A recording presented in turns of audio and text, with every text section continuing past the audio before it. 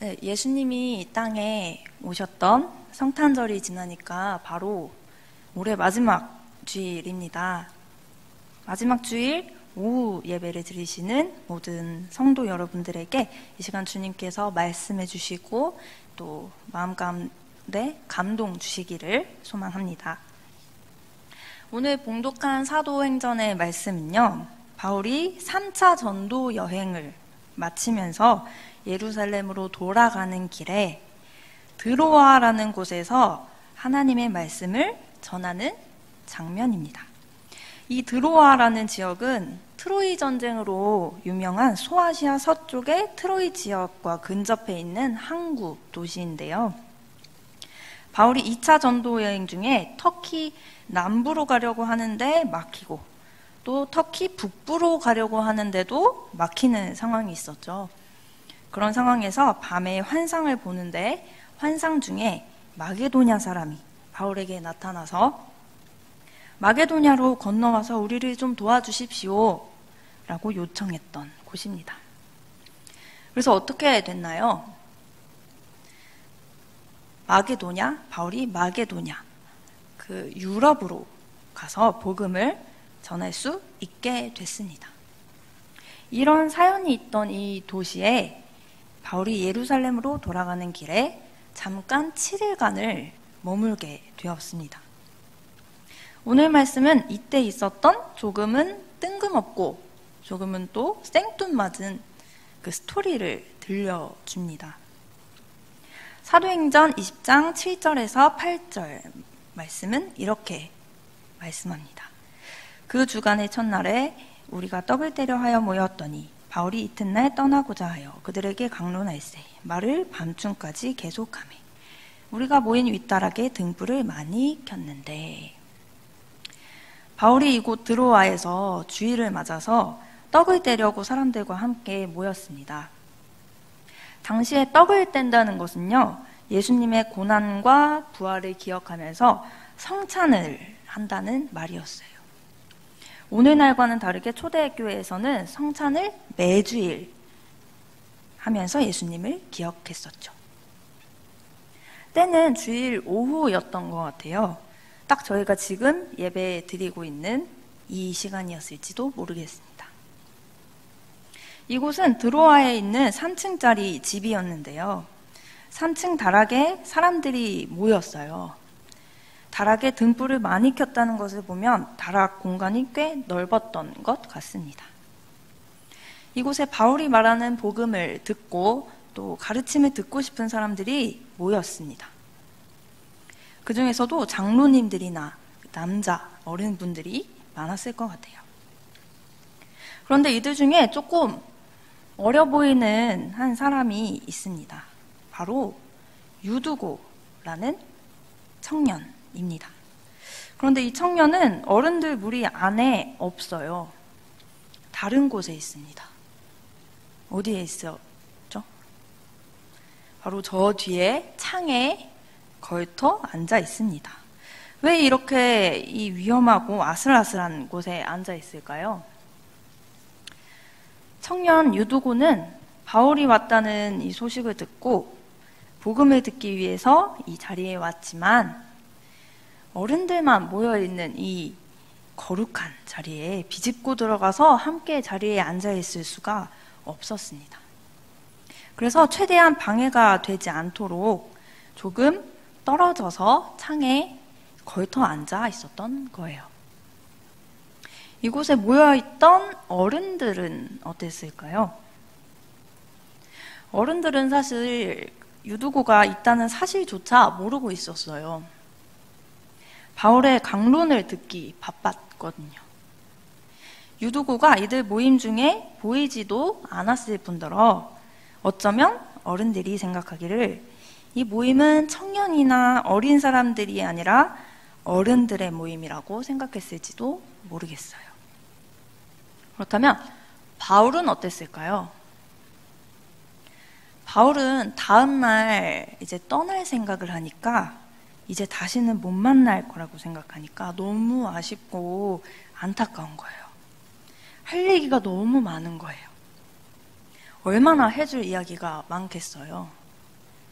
얼마나 강론을 길게 했는지 바울이 사람들에게 말을 밤중까지 계속했다고 성경은 기록하고 있습니다.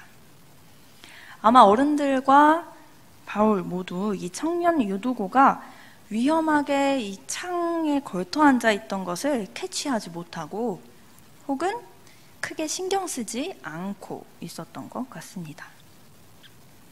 그런데 바울이 강론을 밤중까지 계속하니까 이 유두고라는 청년이 점점 졸기 시작했어요. 이 청년은 말씀을 듣는 시간에 왜 졸았을까요? 말씀을 듣지 못하게 사탄이 역사한 걸까요?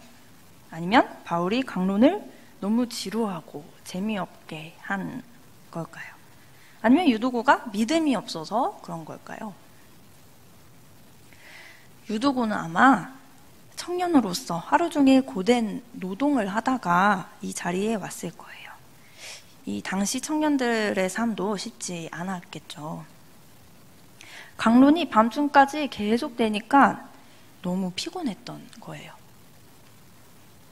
그리고 이 위험한 창이 아니라 어른들의 모임인 것 같은 이 자리에 유두고가 함께 있었다면 서로 눈을 맞추며 강론에 참여하느라 그렇게 졸리지는 않았을 거예요. 근데 조금은 멀리서 모임의 중심이 아니라 주변부에 앉아서 강론을 들으니까 더 집중하기가 쉽지 않았던 것이죠. 그런데 큰일이 났습니다. 유두고가 이 졸음과 사투를 벌이는 중에 바울이 이 강론을 계속해서 하니까, 더 오래 하니까 졸음을 참지 못했어요. 어떻게 됐죠? 결국 3층에서 떨어지게 됐습니다. 어른들은 이 소리를 듣고 깜짝 놀라서 떨어진 유두고를 확인하고 1층으로 내려갔습니다. 그리고 유두고를 일으켜 보니까 유두고가 죽었어요. 9절 말씀 한번 볼까요? 유두고라 하는 청년이 창에 걸터 앉아있다가 깊이 졸더니 바울이 강론하기를 더 오래 하매 졸음을 이기지 못하여 3층에서 떨어지거늘 일으켜 보니 죽었는지라. 어른들은 이렇게 웅성거리기 시작했어요. 이를 어떻게 하면 좋을까요? 지금 중요한 강론 시간인데 어떻게 해야 될까요? 유두고 청년은 왜 굳이 그 창에 걸터 앉아 있었을까요? 하나님 말씀에 집중을 안 하고 졸고 있으니까 하나님께서 벌을 내리신 게 아닐까요? 믿음이 없었으니까 졸았던 게 아닐까요? 역시 아직 어린 친구들은 아직 성숙하지 못해서 창에 걸터 앉았다가 이렇게 된 거 아닐까요? 등등등. 어른들은 이 상황에 놀라면서 서로 웅성거리고 있었어요. 그리고 유두고의 죽음을 확인하고 희망이 없다고 여기면서 유두고를 포기했어요. 오늘날의 상황을 한번 볼까요?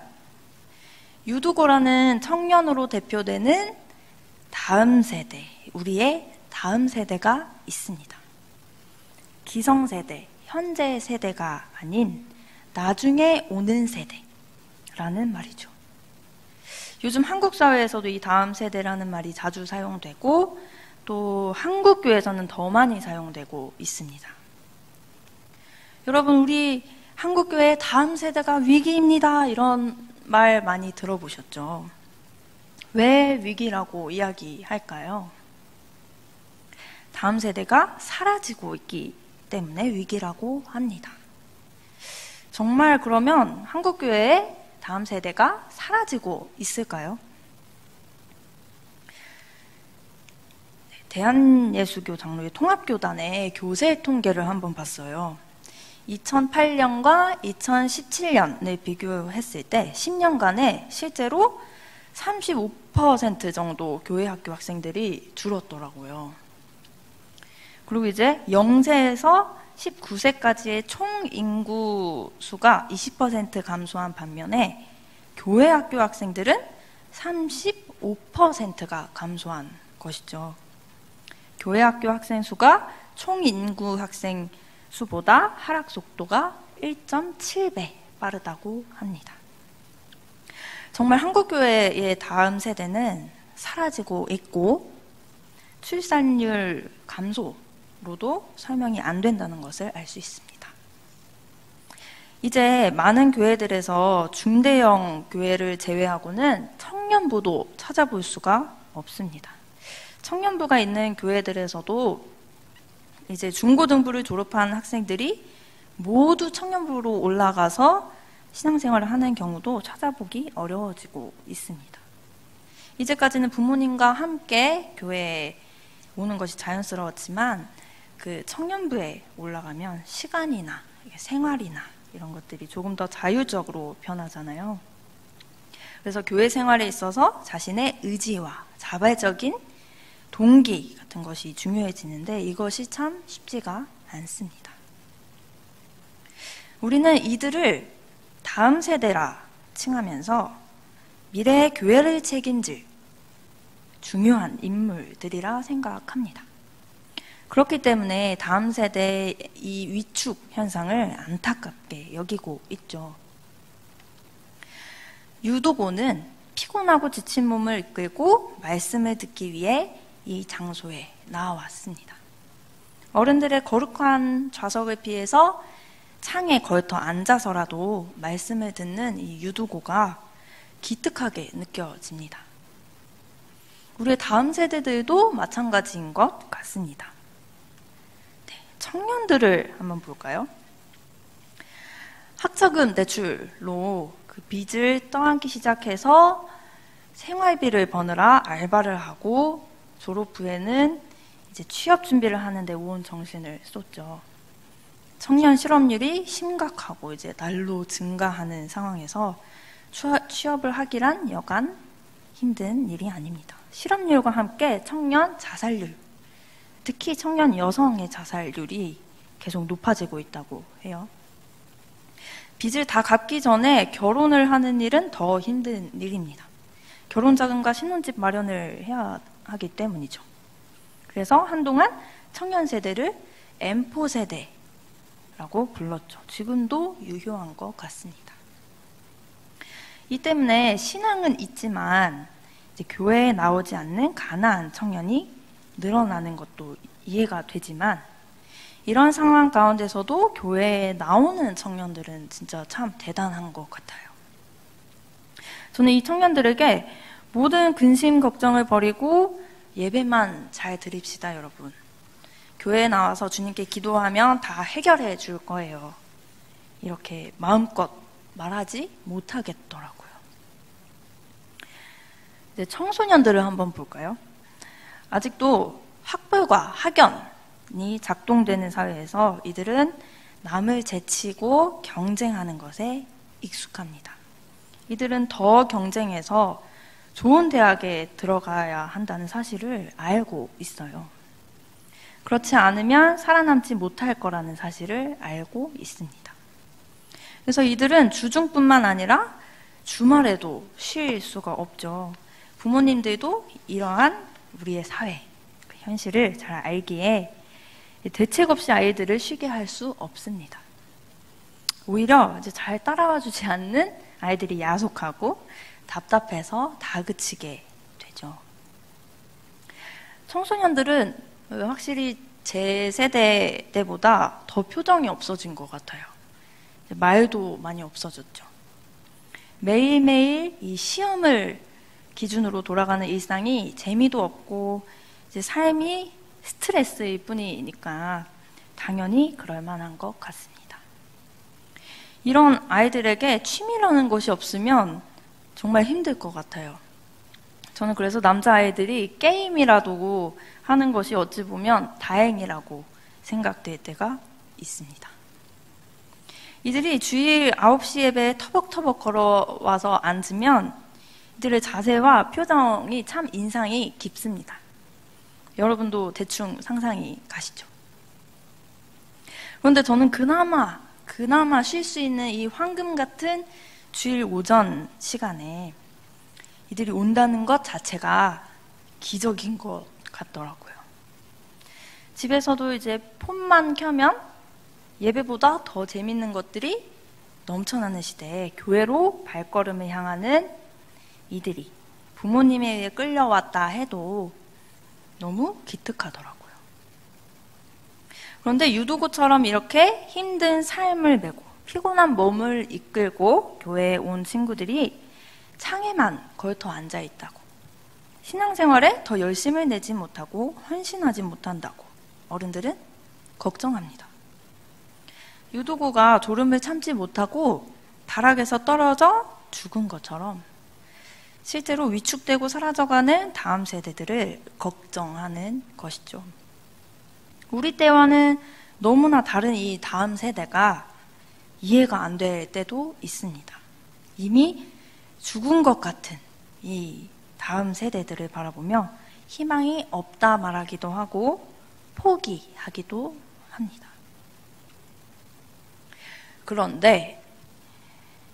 그런데요, 바울은 유두고를 대하는 것이 조금 달랐어요. 10절 말씀을 한번 볼까요?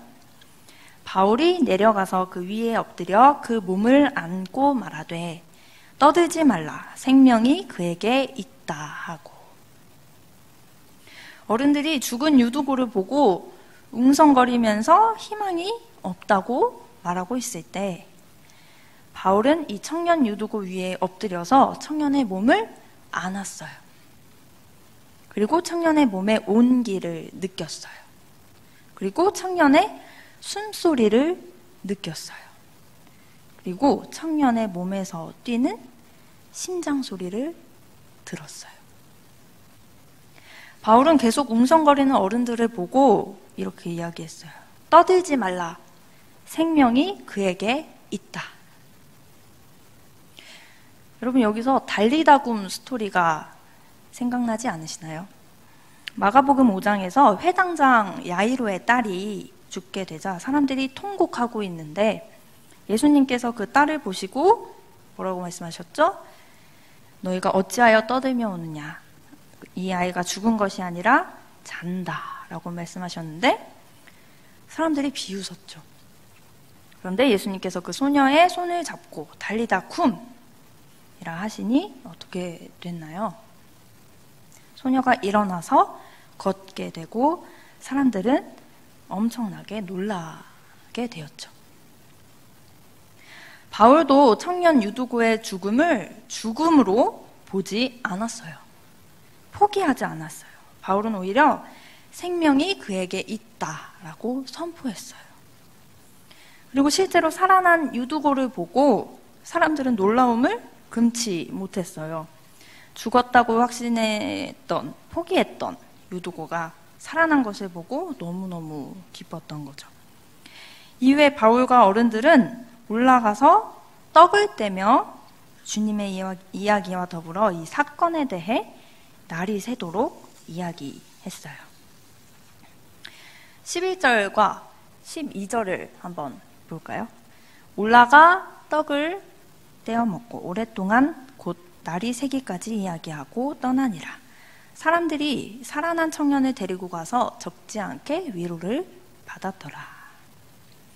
이전에 강론했을 때는 바울도 그리고 어른들도 이 청년을 신경 쓰지 않았지만 이제는 청년 유두고가 이야기의 중심이 되었어요. 유두고가 죽었다고 생각했을 때는 포기했지만 이제는 청년 유두고의 생명을 귀하게 여기며 이야기하게 되었어요. 그리고 달라진 것이 하나 더 있어요. 이제는 어른들이 하나님의 역사 가운데 이 청년 유두고를 두며 항상 함께 했어요. 전에는 어른들의 이 거룩한 모임에 청년이 들어올 수 없는 분위기를 조성했지만 이제는 청년 유두고를 초청해서 이야기도 듣고 이 청년을 통해 위로도 받고 있어요. 아마도 이후로는 드로아에서 늘 이 청년 유두고와 함께 모여 예배를 드리며 하나님 나라의 일을 함께 했을 거예요. 우리도 바울과 같이 유두고처럼 떨어져 죽어가고 있다라거나 죽어 있는 것처럼 보이는 이 다음 세대를 향해 생명이 있다, 생명이 있다 라고 선포했으면 좋겠어요. 이렇게 선포하기 위해 우리는 다음과 같은 것이 필요합니다. 첫째로 그들을 돕는 손길이 필요합니다. 다음 세대가 겪는 힘든 현실은 우리가 외면한 채 그의 나라와 의를 구하라고 말하기는 참 어렵습니다. 어떤 상황에 있는지 모르겠으나 말씀 읽고 기도만 하라고 우리가 충고하기는 참 어려운 것 같습니다. 청년의 많은 수가 빚 때문에 힘들어합니다. 일단 빚을 안고 사회생활을 시작해야 하고 빚을 갚기 위해 일을 해야 한다는 사실이 버겁게만 느껴지죠. 취업이 잘 되지 않습니다. 취업을 해도 항상 을의 위치에서 일하는 것이 힘이 듭니다. 결혼을 해야 할지 말아야 할지 고민이 됩니다. 전셋집을 구하기도 어렵고요. 아이를 낳고 싶지만 책임을 다하기 어려울 것 같습니다. 다음 세대를 우리가 위한다면 다음 세대에게 생명이 있다고 선포하기 위해서는 다음 세대가 처한 현실에 우리가 관심을 갖고 개선될 수 있도록 노력하는 모습을 보여주는 것이 필요합니다. 그래서 정말 그들이 도움을 받을 수 있도록 돕는 손길이 되어야 합니다. 이들의 삶과 신앙은 분리되는 것이 아니기 때문입니다. 청소년들을 위해서도 마찬가지입니다. 며칠 전 어떤 영상을 봤습니다. 8살과 14살 친구들에게 같은 질문을 하는 영상이었는데요. 금수저, 흙수저 이런 말 들어봤어? 라는 질문이었습니다. 8살은 뭐라고 대답했을까요? 당연히 모두 못 들어봤다고 대답을 했습니다. 그렇다면 14살 친구들은 뭐라고 대답을 했을까요? 모두 안다고 대답을 했죠. 14살 정도 되면 이제 빈부에 따라 계층이 나뉘고 이 차이는 아무리 노력해도 달라지지 않아서 부유하게 태어나는 것이 제일 좋다라는 것을 아는 거죠. 그리고 8살 친구들에게 추가 질문이 있었는데요. 부족함을 느껴본 적이 있어? 라는 질문이었습니다. 8살 친구들은 뭐라고 대답했을까요? 모두 아니요 였습니다. 그리고 8살 친구들에게 너네 집은 잘 사는 것 같아? 못 사는 것 같아? 라고 물어봤어요. 그런데 뭐라고 답했을까요? 이렇게 답했습니다. 우리 집 잘 살아요. 왜냐면 내 집이니까. 저는 이 마지막 말에 약간 울컥했는데요. 14살 친구들을 포함한 청소년 친구들도 다들 이렇게 8살 친구들처럼 생각했으면 참 좋겠다고 생각이 들었어요. 청소년 친구들이 이제 점점 사회에 자신들을 맞추면서 금수저가 최고고 대학은 무조건 잘 가보고 이제 잘 가야 한다는 사실이 당연해졌습니다. 교회에서 설교 시간에 여러분 비교하지 말고 경쟁하지 맙시다. 하나님 나라는 모두에게 평등한 나라입니다. 하나님 나라는 가난하고 어려운 사람에게 집중하는 나라입니다. 라고 이야기하는 것이 참 힘이 없어졌습니다. 저희가 말로만 하나님 나라를 전하는 것이 아니라 다음 세대가 처한 현실에 문제를 제기하면서 조금씩 개선해주는 모습을 보여준다면, 그래서 이들에게 손을 내밀어 돕는다면 하나님 나라의 복음이 실감이 날 것입니다. 그리고 둘째로 우리는 심장 소리를 들어야 합니다. 바울이 유두고의 심장 소리를 들었던 것처럼, 그래서 생명이 있다는 것을 알았던 것처럼 우리는 다음 세대의 심장 소리를 들어야 합니다. 다음 세대들은 자신만의 스토리를 가지고 있고요. 자신만의 의견이 있고요. 예수님을 따라 하나님의 나라를 이루는 일에 관심이 많습니다. 다음 세대들은 그냥 교회에서 위로를 받기 위한, 선물을 받기 위한 존재일 뿐만 아니라 개인 신앙만, 나만 위하는 그런 존재일 뿐만 아니라 다른 이들을 위해 예수님의 손과 발이 될 수 있는 존재들입니다. 그리고 그러한 열망이 있습니다. 이들은 비록 자신들의 환경이 좋지는 않을지라도 작게라도 도움이 되는 일을 하고 싶어 합니다. 자신이 누군가에게 힘이 되었을 때 큰 보람을 느끼고 자부심을 느끼는 존재들입니다. 우리는 이들의 이야기를 들으면서 하나님 나라를 향한 열망과 관심을, 그 심장 소리를 들을 필요가 있습니다. 제가 중고등부 사역을 하기 전에 여러 중고등부 사역자들로부터 들은 이야기가 있어요. 중고등부는 일단 반응이 없어, 말이 없어, 미전도 종족 선교보다 힘들어, 어떤 선물에도 감흥을 표하지 않아, 등등등 여러 가지 이야기를 많이 들었어요. 그래서 정말 각오를 하고 왔는데 수지소망교회에서 중고등부 친구들을 보니까 의외로 반응이 좋고 마음이 참 따뜻한 친구들이다라는 것을 깨닫게 됐어요. 설문조사라든지 여러 가지 방면으로 대화를 시도했을 때 이 친구들은 그들의 마음이 따뜻하다는 것을 보여줬어요. 그런데 이들의 심장 소리를 더 잘 듣기 위해 다음 세대들이 교회 안에서 말씀을 들을 뿐만 아니라 교회 밖에서 말씀을 잘 실천해 볼 수 있는 기회를 주는 것이 필요하다고 생각이 들었어요.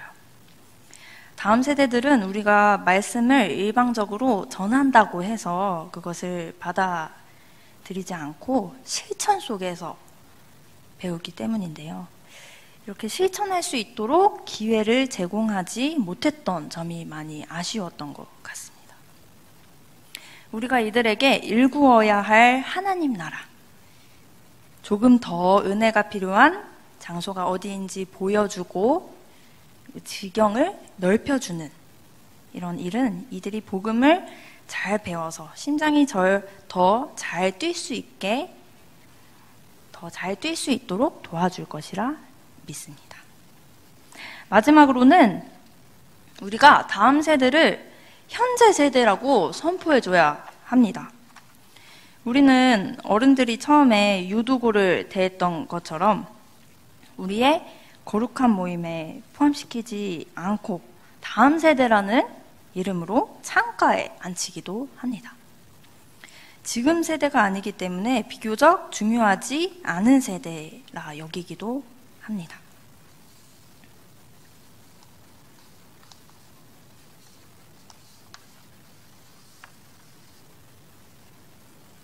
하지만 바울이 유두고에게 생명이 있다라고 선포를 해줬던 것처럼 다음 세대들도 똑같이 생명이 있는 세대들로서, 현재 생명이 있는 세대들로서, 그리고 교회의 주인공들로서 현재 세대라고 선포해주면 어떨까 싶습니다. 그래서 우리의 이야기에 다음 세대에 대한 이야기가 많이 들리게 하고 이들을 초청해서 직접 이야기해 볼 수 있도록 하며 이들의 목소리를 들리게 하면서 함께 모이는 일들이 많아졌으면 좋겠습니다. 다음 세대를 현재 세대라고 선포해 줌으로써 다음 세대가 교회의 손님이 아니라 교회의 주인인 것을 알게 하고 더욱 책임감 있는 신앙생활을 할 수 있도록 하는 일이 필요한 것 같습니다. 유두고에게 생명이 있다 선포됨으로 다시는 창에 걸터앉지 않은 것처럼 현재 세대라고 선포되는 우리 다음 세대가 예수님을 누리고 알리는 일에 더 관심을 갖게 될 줄 믿습니다. 마지막 설교로 어떤 말씀을 나누어야 할까 고민이 많았습니다. 중고등부 사역을 하면서 코로나 때문에 마음껏 사역을 하지는 못했지만 여러 가지 반성과 성찰을 하는 중에 유도고 말씀을 전해야겠다고 생각했습니다. 이 말씀을 통해 다음 세대에 대한 이야기를 나누어야겠다고 생각했습니다. 어려운 한 해를 마무리하는 이 마지막 주일에 한국교회의 다음 세대가 죽어간다고 웅성거리는 이 시기에 바울과 같이 오히려 이들의 생명을 선포하며 새로운 한 해를 여는 우리 수지소망 교회가 되기를 소망합니다. 돕는 손길을 내밀어주고 심장 소리를 들어주고 그리고 다음 세대를 현재 세대라 선포해주며 이들과 함께 하나님 나라를 누리고 일구는 우리 모두가 되기를 주님의 이름으로 소원합니다. 네, 기도하겠습니다. 하나님 참 감사합니다. 이 마지막 주일 오후 예배에 함께 해주시고 또 말씀해 주시고 또 주님의 마음 전해주시니 참 감사합니다. 이 시간 수지소망교회를 향해 생명이 있다 하시고 또 우리 다음 세대를 향해 생명이 있다 선포해 주시는 주님의 음성을 들었습니다. 우리가 다음 세대를 숫자나 어떤 현상으로 판단하기보다는 그래서 포기하기보다는 주님의 마음으로 생명이 있다 선포할 수 있게 하여 주십시오. 다음 세대를 현재 세대로 세워주는 믿음의 교회가 되게 해 주십시오. 그리하여 주님께서 아버지의 마음을 자녀에게로 돌이키게 하시고 또 자녀들의 마음을 아버지에게로 돌이키시는 역사를 목도할 수 있게 하여 주십시오. 수지소망교회와 늘 함께 하시는 생명 되신 예수님의 이름으로 기도합니다. 아멘.